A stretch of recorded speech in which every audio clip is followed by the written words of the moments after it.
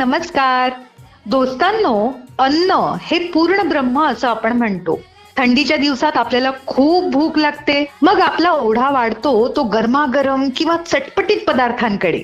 पण कधी कधी हे पदार्थ आपल्या शरीराला अपायकारक ठरतात.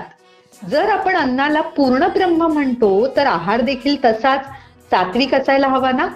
म्हणजे कसा तर पोळी, भाकरी, भाजी, भात, वरण आणि त्यासोबत सलाड किंवा कोशिंबीर हे सगळं असेल तर सर्वसमावेशक आहार आपल्याला म्हणता येईल. आणि सोबत पुरेसं पाणी प्यायलो तर पचन संस्था देखील व्यवस्थित कार्य करू शकेल. चला तर मग अशाच प्रकारे आपल्याला अभ्यास, मस्ती, गोष्टींचा सुद्धा अभ्यास करायचा आहे. त्यासाठीच तर मी आरजे रेश्मा आणि मधुलिका आलोय आपल्या शाळेबाहेरच्या शाळेत.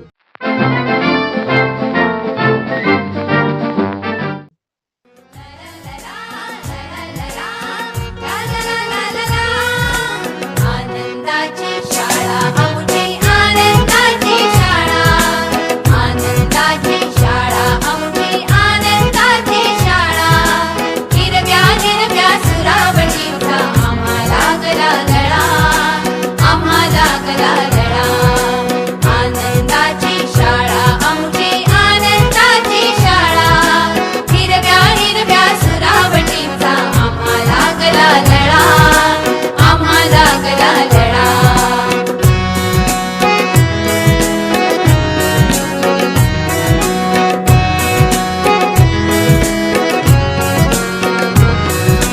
खळखळ वाहे नदी गिरी आणि झुळझुळणारा वारा खळखळ वाहे नदी गिरी आणि झुळझुळणारा वारा भाषा हिरवी कविता हिरवी हिरवा रंग पसारा भाषा हिरवी कविता हिरवी हिरवा रंग पसारा क्षणाक्षणाला चित्र रंगवी आकाशाचा फळा क्षणाक्षणाला चित्र रंगवी आकाशाचा फळा हिरव्या हिरव्या सुरावटीचा आम्हाला गला लळा आम्हाला गला लळा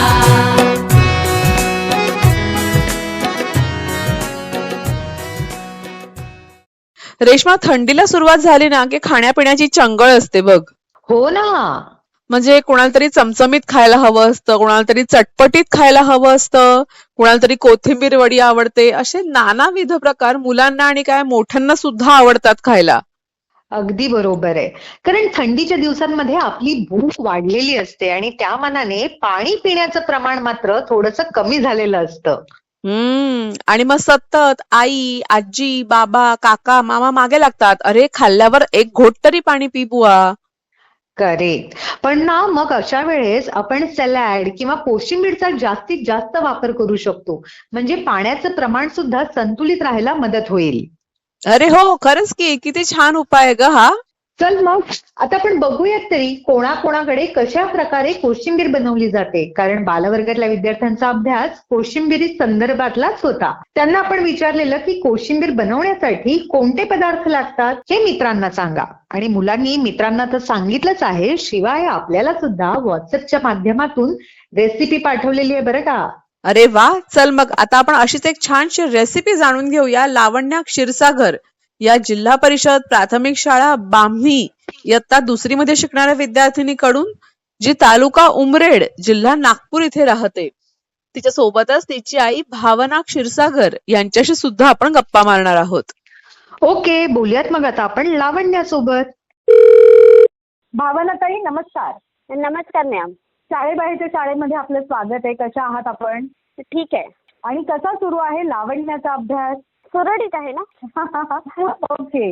लावण्य आता 2री मध्ये आहे, मग तुम्ही तिचा अभ्यास घरी घेता की ती स्वतः करते? स्वतः पण करते आणि नाही समजलं तर मला विचारते. अच्छा, मग तुम्ही तिचा अभ्यास कसा घेता जर आम्हाला सांगाल का? मॅडमने शिकवलं नाही का, त्याच्या समोरचा पण हे घेते अभ्यास बरोबर. नाही का, जेणेकरून तिला कठीण नाही गेलं पाहिजे बा म्हणून. हा. शाळेत शिकवलं त्याची रिव्हिजन. हा म्हणजे एकूणच तुम्ही तिचे रिव्हिजन वगैरे घेता हो, व्यवस्थित. घरूनच घेते. Very good. खूप छान खूप छान. आणि आम्हाला सांगा आता की लावण्याच्या अशा कोणत्या गोष्टी आहेत ज्या तुम्हाला सगळ्यांना खूप आवडतात? तिचं बोलणं ते एक हा. तर खोटं बोलत नाही, खरं बोलते ती. म्हणजे किती अरे वा. पण म्हणजे आपण तिला खोटं सांगितलं तरी कोणी विचारलं तिला तर ते खरंच सांगणार. शाबास. सकाळी उठणं तिचं, हा. अभ्यास करणं, शाळेमध्ये बरोबर. जे दिलं ते बरोबर होमवर्क करून जाणं. नाही. आणि मग लावण्य आता एवढं छान वागतेय तर मग जेवणामध्ये सगळ्या भाज्या वगैरे पण ती खाते का? हो, फक्त कारल्याची भाजी नाही खात. बरं. आणि तुम्ही खाता की नाही स्वतः कारल्याची भाजी? मी खाते. हा मग ठीक आहे. कारण बऱ्याचदा असं होतं की आपण मुलांना सांगतो की सगळ्या भाज्या खायला पाहिजे आणि बऱ्याचदा पालकच स्वतः भाज्या खात नसतात आणि मग अशा वेळेस आपण मुलांना सांगणं चुकीचं ठरतं. पण हे खूप चांगलं आहे की तुम्ही स्वतः खाता त्यामुळे तिच्यासमोर तो एक आदर्श राहील. हाव. मग तुम्ही घरी कधी कोशिंबीर वगैरे करता की नाही? हो, करते ना. मग लावण्याला माहितीये कोशिंबीर कशी करतात? कारण त्या संदर्भातलाच अभ्यास आज आम्ही या मुलांना दिलेला आहे. हो, माहित आहे तिला. वा वा वा छान. आहे का मग लावण्य आपल्या सोबत? आम्हाला तिच्याशी बोलायला हो, सुद्धा आवडेल. आहे ना, आहे ना. नमस्ते मॅम. नमस्ते लावण्या, कशी आहेस तू? मी छान आहे. गुड. आणि आईने सांगितलं तू रोज अभ्यास करते छान. खोटं बोललेलं तुला आवडत नाही. तू स्वतःही खोटं बोलत नाही. नाही. Very good. खूप छान गोष्ट आहे ही. मग लावण्य आम्हाला सांग की तुला अभ्यास जास्त करायला आवडतो की मस्ती करायला आवडते? अभ्यास. आणि मग मस्ती कधी करतेस तू? अभ्यास झाल्याच्या नंतर. बरं. आणि तुझा आवडता खेळ कोणता आहे? लपाछपी. अच्छा. आणि तू कोणाकोणाबरोबर खेळतेस लपाछुपी? तेजस्विनी, वंशिका, साक्षी, मिस्टी. अरे वा, एवढ्या मैत्रिणी आहेत तुला? हो. किती छान. मग लावण्य तू कधी घरी आईला स्वयंपाकात मदत सुद्धा करतेस का ग? हो. काय काय बनवायला मदत करतेस? काय काय घरकामात मदत करतेस? सांग बघू आम्हाला. पोळी लाटायला थोडी मदत करते. बापरे, तुला पोळी लाटता येते? पण माझी नकाशा बनते पोळी. हे तुझं प्रामाणिक उत्तर आम्हाला खूप आवडलेलं आहे. Good good good. हरकत नाही. तू प्रयत्न करतेस ना, हे खूप महत्वाचं आहे. बरं, तू आईसोबत कधी कोशिंबीर करायला मदत केलीस का आईला? हो. मग कोशिंबीर मध्ये आपण काय काय पदार्थ वापरतो बरं? कशी तयार करतात कोशिंबीर? गाजर, मुळा, काकडी, हिरवी मिरच, कढीपत्ता पहिलं स्वच्छ धुवून घ्यायचं. हा. त्याच्यात दही टाकायचं. हम्म. त्याच्यामध्ये मीठ टाकायचं चवीनुसार. थोडीशी साखर टाकायची. बरं. गाजर, मुळा, काकडी किसून घ्यायची. तेल गरम करायचं. हा. जिरा राईचा तडका द्यायचा. वा. जिरा राईचा तडका त्या गाजर, मुळा, काकडी मध्ये मिक्स करायचं. हा. मिक्स केल्यानंतर मग ते कोशिंबीर पोळी सोबत खायची. किती छान. Very good. मग तू कधी बनवली स्वतः कोशिंबीर? हो. पण मग ती कशी झाली होती? छान झाली होती ना? हो. शाबास. Very good. मग लावण्य आम्हाला सांग, तुझा आवडता विषय कोणता आहे? मराठी. वा. मग तुला मराठीतली गाणी कविता येतात का? हो. मग आम्हाला कोणतं गाणं म्हणून दाखवतेस तू आता? एक इंग्लिश मधली पण येते. शाबास. मग दोन्ही म्हणून दाखव. कवितेचे नाव भेड. आई आई करना ग भेड, छेरे बाबा मला नाही वेळ, एवढेच कसले नाराज होता भेड, करू बघता बघता चुरमुरे घ्या कुरकुरीत, शेव पापडी चूर, टोमॅटो कांदा कोथिंबीर अगदी बारीक छान चीर, पाणी खजूर थोडी चिंच काढून केली मस्त, थोडं तिखट थोडं मीठ मिश्रण टाका छान नीट, गोल बसा गाला तसा वाटून घ्या पसा पसा, बघता बघता चटामटा कागद नक्की डब्यात टाका. अगं किती छान म्हणलीस तू ही कविता. कोणी शिकवली तुला एवढी छान म्हणायला? मॅमनी. खूप छान. आणि तू त्याचा सराव सुद्धा छान केलाय. आता इंग्लिश मधली कोणती ऐकवणार आहेस तू आम्हाला? Birds can fly. वाव, ऐकव. Birds can fly, birds can fly up in the sky and I can fly too. Frogs can jump very very high and I can jump too. Ducks can swim deep in the water and I can swim too. Dogs can walk on the ground and I can walk too. Horses can run Horses can run on the forest and I can run too. Bunnies can hop on the grass and I can hop too. Super, एकदम छान. लावण्य, तुला मोठं झाल्यावर काय बनायचंय ग? सैनिक, army officer. ओ, army officer व्हायचंय तुला. वा. हाव. आणि देशाची सेवा करायची आहे. हाव. किती छान. आणि तू हे काय ठरवलंयस लावण्या? तुला कोणी सांगितलं की तू कुठे पाहिलंस काही? नाही, मग तू कसं ठरवलं? माझी मम्मी शिकवते म्हणून मी लक्ष देते. शाबास, व्हेरी नाईस. खूप छान वाटलं तुझ्याशी आणि तुझ्या मम्मीशी बोलून. आपण पुन्हा काही दिवसांनी नवीन अभ्यासाचं बोलूयात. ओके? असाच छान अभ्यास ओके. करत राहा. शुभेच्छा तुला. Thank you ma'am. Welcome. Bye bye. Bye bye.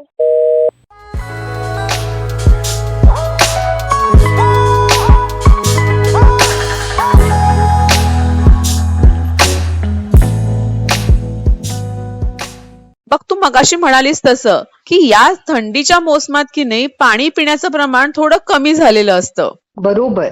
पण पाणी हे आपल्या सगळ्यांसाठी खूप आवश्यक आहे. त्याने नुसती तहान भागते एवढंच नाही तर अन्न पचनाला सुद्धा मदत होते. म्हणूनच तर आपण पाण्याला जीवन असं म्हणतो. करेक्ट. बरं, आता इथे फक्त प्रश्न पाणी पिण्याचा नाहीये, तर पाणी वापरण्याचा सुद्धा आहे. आणि पाणी वापरण्यासाठी आपण ते वेगवेगळ्या भांड्यांमध्ये भरून ठेवत असतो. पण काळानुरूप पाणी साठवण्याच्या वस्तू बदललेल्या आहेत. पूर्वी तांब्या पितळ्याच्या भांड्यांमध्ये पाणी साठवलं जायचं, पण आता मात्र पाणी साठवलं जातं ते म्हणजे स्टीलच्या किंवा प्लॅस्टिकच्या भांड्यांमध्ये. हो ना, काळ बदलला तसं अनेक वापराच्या वस्तूंमध्ये देखील बदल होत गेले. आणि बघ ना, आपण पाणी तर कुठल्याही भांड्यात साठवू शकतो जर ते वापरायचं असेल फक्त. पण जर पाणी प्यायचं असेल किंवा स्वयंपाकासाठी वापरायचं असेल तेव्हा मात्र आपल्याला काळजीपूर्वक भांड्यांची निवड करावी लागते. चल मग आता आपण या संदर्भातच जाणून घेऊयात आपल्या 3री ते 5वीच्या विद्यार्थ्यांबरोबर. कारण त्यांना आपण अभ्यास दिलाय की हल्ली पाणी भरण्यासाठी स्टील किंवा प्लॅस्टिकची भांडी का वापरली जातात बरं, याबद्दलची माहिती मिळवा आणि सांगा. मुलांनी ती माहिती मिळवलेली आहे आणि आपल्याला व्हॉट्सअपच्या माध्यमातून सांगितली सुद्धा आहे. पण ज्यांचा अभ्यास करायचा राहिला असेल किंवा ज्यांना अधिक माहिती जाणून घ्यायची असेल त्यांच्यासाठी आपण आता ही अधिकची माहिती ऐकूयात का? ऐकूयात तर.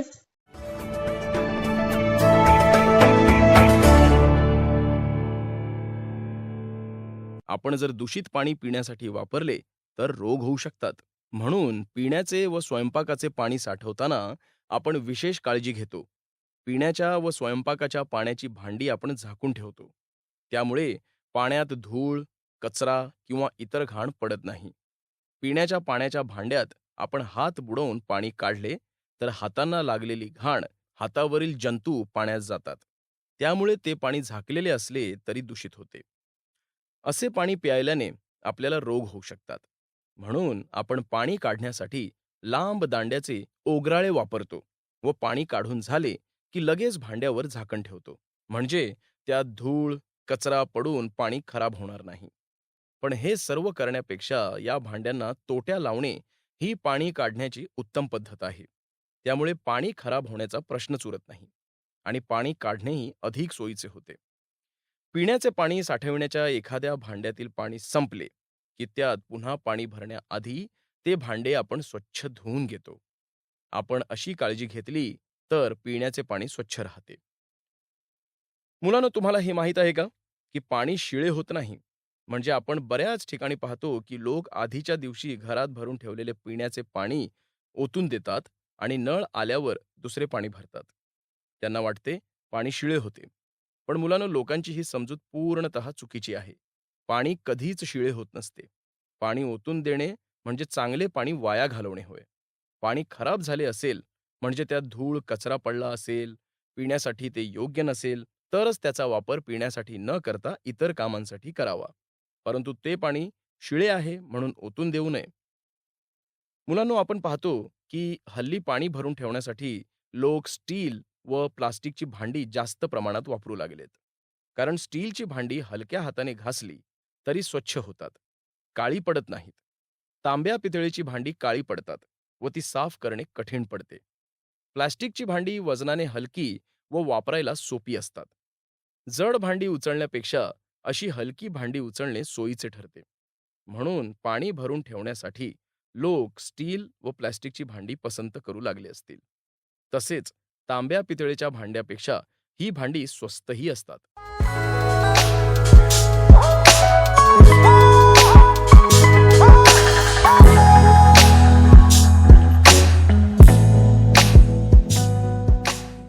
बघ मधुलिका, जसा भांड्याचा आकार तसा पाण्याचा आकार.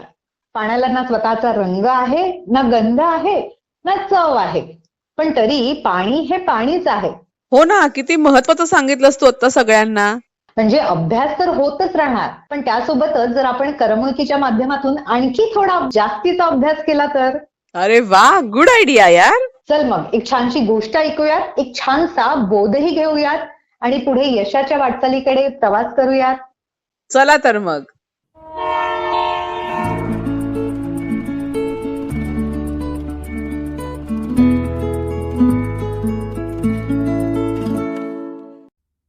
हिरू आणि नीरू.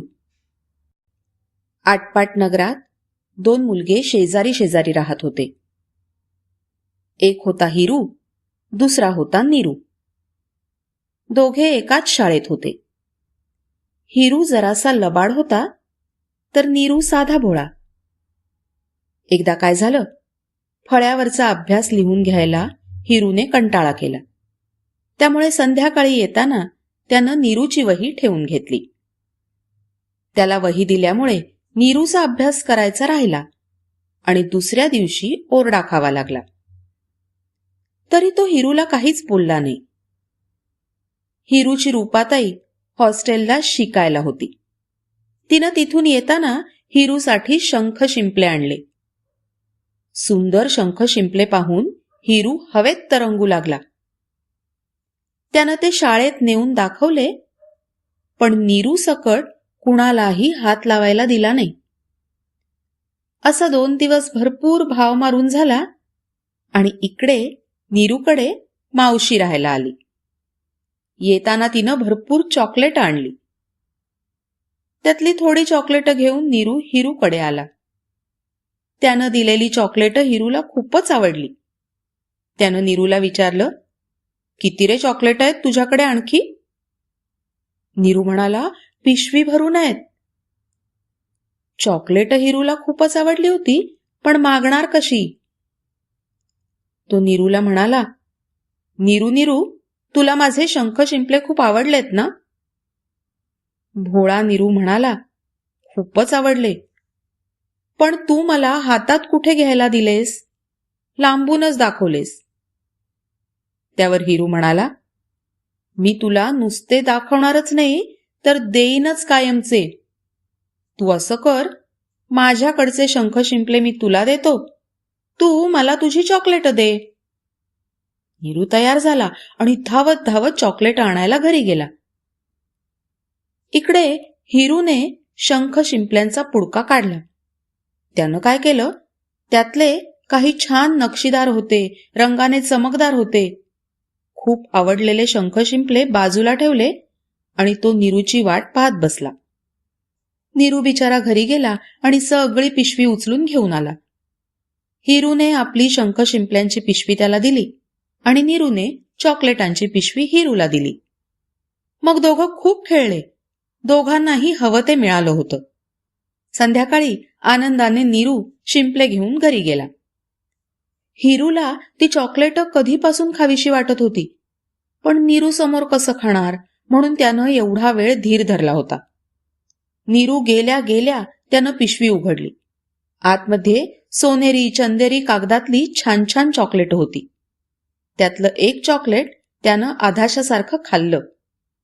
पण मग त्याच्या मनात आलं, नीरूने यातली सर्वात छान चॉकलेट बाजूला काढून ठेवली असतील का? नीरू ही घरी जाऊन शिंपल्यांशी भरपूर खेळला.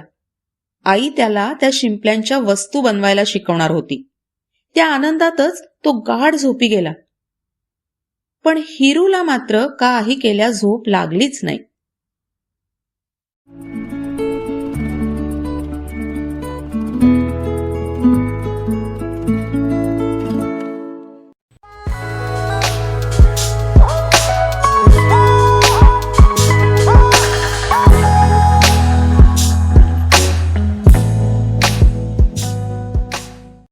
रेश्मा, काळानुरूप होणारे बदल आपण प्रत्येक वेळेला जाणून घेत असतो, नाही का? अगदी बरोबर. पण ह्या आधी की नाही एक इतिहास होता कुठल्याही गोष्टीचा किंवा एखाद्या भौगोलिक जागेचा सुद्धा, तो जाणून घेणं खूप महत्वाचं आहे. करेक्ट. कारण तो काळ कसा होता, त्यावेळेचे राजे कसे होते, त्यांची राज्य शासन पद्धती कशी होती, हे देखील जाणून घेणं तितकंच महत्वाचं आहे. अगदी बरोबर आहे मधुलिका. आणि त्या संदर्भात अभ्यास करताना जर आपण चंद्रगुप्त मौर्यांबद्दलची जर माहिती मिळवली तर त्यांची राज्य शासन पद्धती कशी होती, त्यांची कार्य करण्याची पद्धती कशी होती, हे आपल्याला नक्कीच कळू शकतं. आणि ते आपल्याला अधिक जाणून घ्यायचंय ते म्हणजे 6वी ते 8वीच्या विद्यार्थ्यांबरोबर. कारण त्यांना आपण प्रश्न विचारला आहे की चंद्रगुप्त मौर्यांबद्दलची माहिती मिळवा आणि आम्हाला सांगा. मुलांनी ती माहिती मिळवलेली आहे आणि आपल्याला माहिती सुद्धा पुरवली आहे व्हॉट्सअपच्या माध्यमातून. चल मग आता आपण हेच उत्तर जाणून घेऊया तनिष्का सुंबडे या श्री स तू कदम पालघर विद्यालय इयत्ता 6वी मध्ये शिकणाऱ्या विद्यार्थिनीकडून, जी जिल्हा पालघर इथे राहते. तिच्या सोबतच तिची आई मनाली सुंबडे यांच्याशी सुद्धा आपण गप्पा मारणार आहोत. चला तर बोलूयात आता आपण तनिष्का सोबत. मनाली ताई, नमस्कार. हा नमस्कार ताई. शाळेबाहेरच्या शाळेमध्ये आपलं स्वागत आहे. कशा आहात आपण? हा मी ठीक आहे. आणि कसा सुरू आहे तनिष्काचा अभ्यास? हा चालू आहे, करते अभ्यास ती. मग तुम्हाला तिचा अभ्यास घ्यावा लागतो की ती स्वतः करते? ती स्वतः पण करते, जर का अडलं तर मग विचारते अधून मधून. अच्छा. आणि मग तुम्हाला तिचा कोणत्या विषयाचा अभ्यास घ्यायला आवडतो बरं? नाही, सर्वच तसं तर. हा, ओके. बरं, आता आम्हाला सांगा की तुम्हाला तनिष्काकडून काय काय अपेक्षा आहे? तिच्याकडून एवढीच अपेक्षा आहे की ती जरा शिकून ना पुढे मोठी कोणतरी झाली पाहिजे, जेणेकरून बरोबर. आमचं नाव पुढे जाईल असं. बरोबर. आणि मला हे सांगा की तनिष्कामध्ये असा कोणता गुण आहे जो तुम्हाला सगळ्यांना खूप आवडतो? म्हणजे सर्वच गुण आहेत तिच्यात तसे बघितलं तर, कारण की ती कोणता पण विषय किंवा काय दिलं तर ती मागे हे करत नाही, असं कठीण असो किंवा सोपा असो असं आहे ते. अच्छा. हा छान छान छान. आहे का मग तनिष्का आपल्या सोबत? आम्हाला तिच्याशी हो. बोलायला सुद्धा आवडेल. हा आहे. हॅलो तनिष्का, कशी आहेस तू? हॅलो, हो बरी आहे. आणि तुझा अभ्यास कसा सुरू आहे ते सांग आम्हाला. चांगला चालू आहे. काय काय केलंस आणि दिवाळीच्या सुट्टीमध्ये? दिवाळीच्या सुट्टीत मी अभ्यास केला. ओ, फक्त अभ्यास केला? दिवाळी साजरी नाही केली? हो, साजरी पण केली. मग सुट्टीचा उपयोग कसा केला ते सांग ना आम्हाला. काय गोष्टी नवीन शिकली, किती खेळली? अभ्यास केला, वाचन केलं. तुला वाचन करायला आवडतं? हो. गुड. आणि तुझा आवडता विषय कोणता आहे? आवडता मराठी. अरे वा. आणि आज आम्ही इतिहासाचा अभ्यास दिलाय, तो तू केलाय का? हो. गुड. मग आता आम्हाला सांग की चंद्रगुप्त मौर्यांबद्दल माहिती मिळवली आहेस का तू? हो, मिळवली थोडीफार. ओके. आणि मग ती माहिती तुझ्या मित्रमैत्रिणींबरोबर पण शेअर केलीस का? हो. मग आता आमच्या बरोबर पण शेअर कर. सांग बघू, चंद्रगुप्त मौर्यांबद्दल नेमकी काय माहिती मिळवलीस तू? चंद्रगुप्त मौर्यांचे नाव चक्रवर्ती सम्राट चंद्रगुप्त मौर्य यांचा जन्म इसवी पूर्व 340 मध्ये झाला. चंद्रगुप्त मौर्याने मौर्य साम्राज्याची स्थापना केली. मगधचा नंदराजा धनानंद यांचा जुलमी राजवटी लोक कंटाळले होते. त्याचा पाडाव करून चंद्रगुप्त मौर्याने इसवी पूर्व 325च्या सुमारास सत्ता प्रस्थापित केला. त्याने अवंती आणि सौराष्ट्र जिंकून घेऊन आपल्या साम्राज्याचा विस्तार करण्यास सुरुवात केली. सेल्युकस निकेटर हा सिकंदराचा सेनापती होता. सिकंदराच्या मृत्यूनंतर तो बॅबिलॉनचा राजा झाला. त्याने वायव्य भारत आणि पंजाब वर आक्रमण केले. चंद्रगुप्त मौर्याने त्याच्या आक्रमणांचा यशस्वी प्रतिकार केला. छान मिळाली माहिती आणि तू छान सांगितली सुद्धा माहिती. Very good. आणि आता आम्हाला सांग की तुला वाचन करायला आवडतं, तू म्हणाली बरोबर. तर आता आम्हाला मराठी मधलं काहीतरी वाचून दाखव. तुझ्या आवडत्या धड्यातले 2 परिच्छेद वाचून दाखव. मी लहान होते तेव्हा आमचे विराड पुण्यात शनिवार पेठेत असे.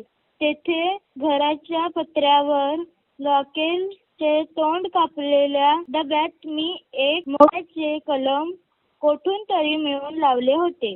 हातभर उंचीच्या त्या रोपावर पहिली मोहरली. तेव्हापासून मी फुलेपर्यंत 10 मुलाच्या झुंडीपाशी जाऊन येई. मुलाच्या आणि पोपटी रंगाची ती कळी वाढता वाढता टपोरी वाटोळी झाली.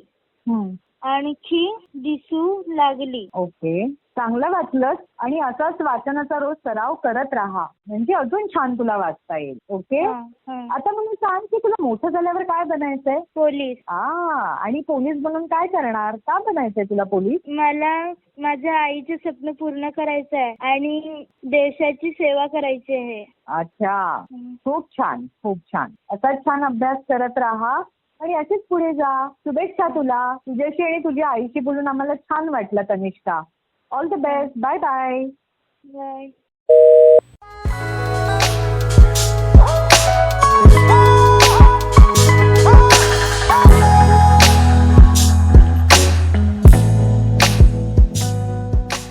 मुलांचे संगोपन यामध्ये आपण विविध विषयांवरती जाणून घेत आहोत. मुलांची काळजी कशी घ्यायला हवी, मुलांच्या वाढीसाठी कोणतं खाणं, कोणतं जीवनसत्व त्यांच्यासाठी आवश्यक आहेत, लसीकरण किती महत्त्वाचं आहे, अशा एक ना अनेक गोष्टी. बघूया तर आज आपल्याला काय ऐकायला मिळतंय ते मुलांचे संगोपन या आपल्या सेगमेंटमध्ये. Tummy time.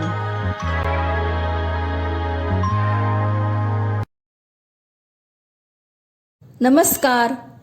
आजच्या व्हिडिओत आपण टमी टाईम बद्दल चर्चा करणार आहोत. टमी टाईम म्हणजे बाळाला एका निश्चित वेळेसाठी पोटावर पालथे झोपवणे. टमी टाईम जन्मापासून 12 महिन्यापर्यंतच्या मुलांच्या विकासामध्ये महत्त्वपूर्ण भूमिका निभावतो.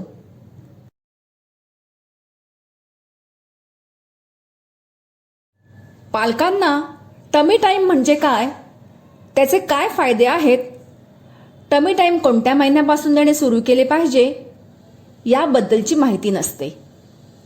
डॉक्टरांच्या म्हणण्यानुसार ज्या दिवशी बाळ जन्माला येते त्याच्या पुढच्याच दिवसापासून आपण बाळाला पोटावर पालथे झोपवू शकतो.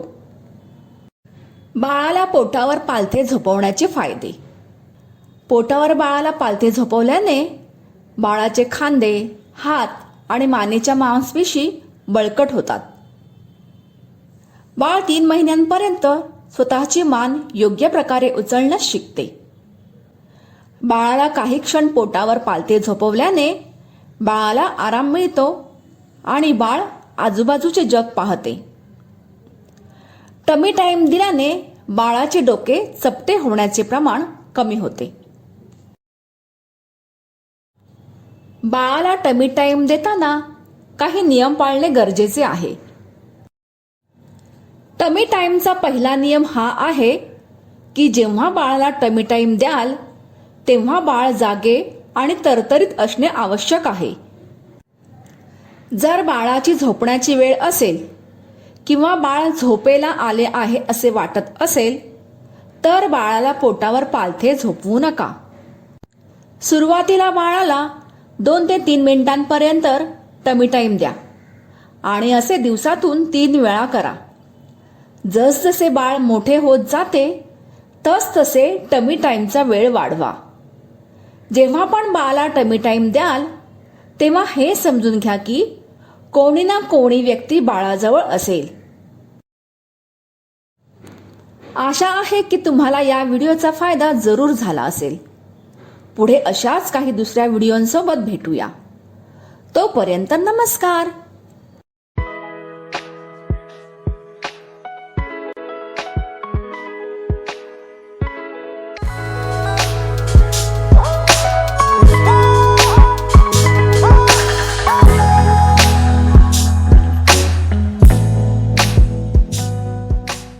सो फ्रेंड्स, एक नक्की, जल हे जीवन आहे असं आपण म्हणतो खरं, पण त्याची जाणीव आपल्याला कायम ठेवायला हवी. कारण जेव्हा तुटवडा किंवा दुष्काळ पडतो तेव्हाच आपल्याला पाण्याची समस्या जाणवते. मग तेव्हाच खऱ्या अर्थानं पाण्याचं महत्व कळतं. म्हणून एखादी समस्या उद्भवण्यापूर्वीच जर त्याचं महत्व समजून घेतलं ना तर पुढे होणारा कोणताही त्रास आपण आधीच थांबवू शकतो. अशाच रीतीने परीक्षेसाठी अभ्यास न करता आवड म्हणून अभ्यास करा. मग बघा, आनंदासोबत मार्क देखील छान छान मिळतील. भेटूया पुढल्या भागात. Bye bye. Bye bye.